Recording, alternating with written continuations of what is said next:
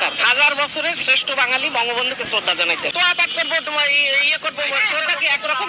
15ই আগস্টের শ্রদ্ধা জানাইতে আসছিলাম, পারলাম না। আসছিলাম যেখানে জানায় 32 নম্বরে। এখন টুঙ্গিপাড়া তো আমাদের যাওয়া সম্ভব না।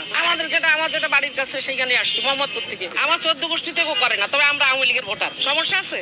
ইসি নিজেই বলছে যে সমর্থনকারীরা ভোট দিতে যাবে। এখন ইসির বাপেরে দিবে না কারে দিবে তাকে জানে। আমরা আসতে পারবো না এখানে। আওয়ামী লীগ ট্যাগ লাগাই দেন কেন সবাই?